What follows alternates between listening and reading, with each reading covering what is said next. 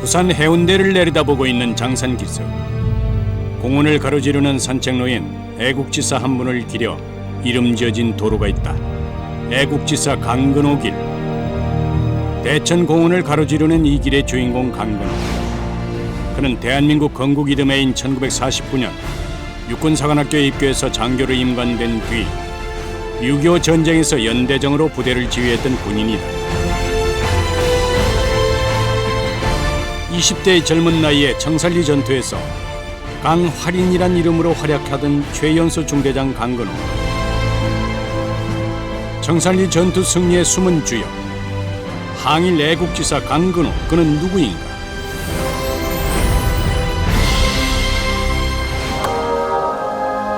애국지사 강근호 길의 끝자락에 있는 모정원. 이곳은 강근호 지사가 세상을 떠난 후 부인 이정희 여사가 강 지사를 기리며 긴 세월을 보냈던 곳이다. 매년 여름이면 이곳에선 강 지사를 기리기 위한 추모제가 열린다.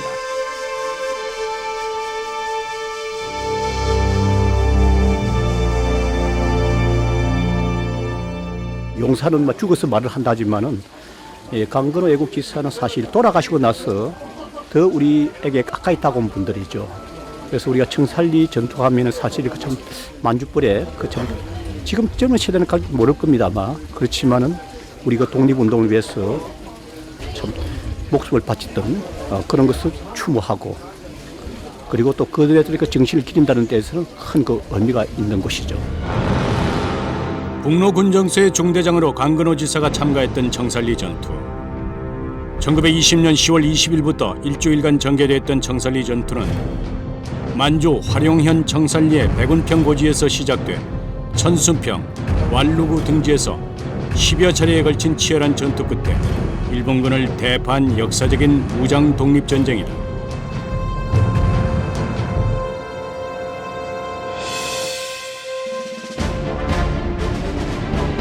당시 세계 최강 수준이던 일본군을 상대로 수적 열세에도 불구하고 일본군에 돌이킬 수 없는 상처를 남긴 청산리 전투.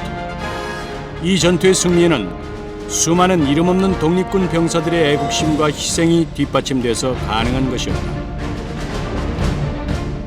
목숨을 바치고 꼭 승리하겠다는 독립군 병사들의 성전 의식이 첫 번째고, 두 번째는 지형을 적절하게 잘 이용한 독립군 지휘관들의 아주 우수한 전략과 전술, 이런 요인들이 합쳐져서 무기도 열세고 여러 가지 열악한 상황에서도 정규 일본군을 크게 무찌를 수 있는 성전 요인이 되었다고 생각합니다. 청산리 전투를 승리로 이끌었던 김좌진, 홍범도, 이범석 등 우리에게 익히 알려진 지휘관들의 공헌은 대승의 요인이 되었음이 분명하다. 하지만 그들과 함께한 수많은 이름 없는 전사들에 대해서도 새로운 조명이 필요한 시점이다. 만주 쪽에는 10월 달에 굉장히 춥대요.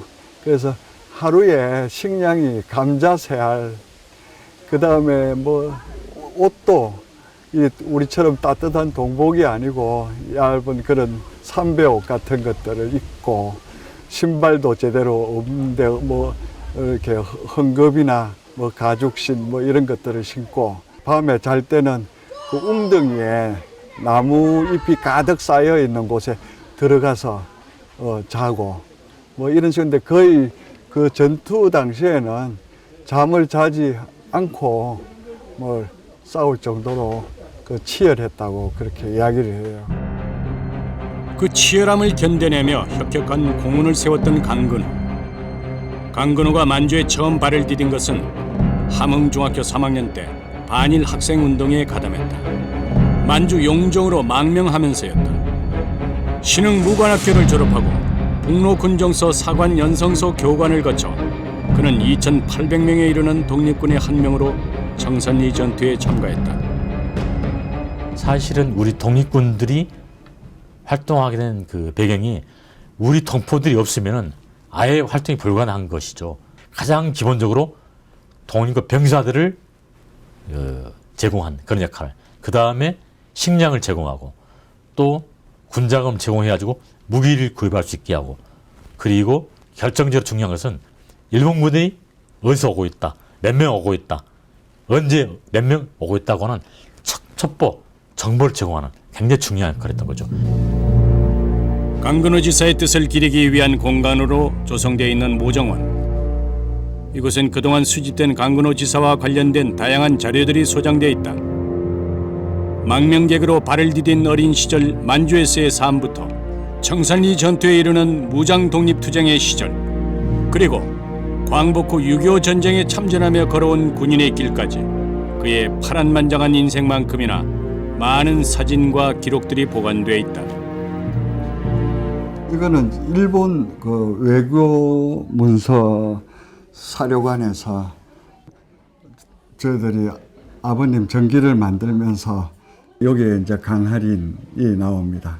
여기 보면은 강할인 이렇게 해가지고 제1구대장 이렇게 해가지고 나옵니다. 청산리 전투에서 최연소 중대장으로 참가했던 강근호. 그는 광복을 맞이한 조국으로 돌아와 육군 사관학교에 입학한다. 그의 나이 52. 늦은 나이였지만 그는 그렇게 염원하던 해방 조국의 군인이 됐다. 독립군 중대장으로 활동했던 그는 임관 이듬해 터진 6.25 전쟁에서 연대장의 직책으로 많은 공훈을 세우며 부대를 이끈다.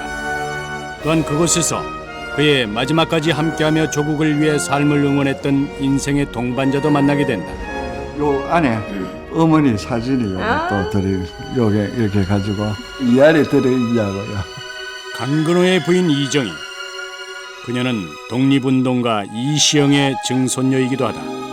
여군으로 활동하던 그녀는 전쟁이 끝나던 1953년 강근호와 운명적인 만남을 갖게 된다. 독립운동에 평생을 바친 강근호 지사에 대한 존경이 사랑으로 발전했고 두 사람은 결혼에 이르게 됐다. 훗날 강근호 지사가 세상을 떠난 후에도 그녀는 남편의 뜻을 받들어 이름 없이 조국 광복을 위해 몸바친 사람들의 희생을 세상에 알리기 위한 활동에 나선다.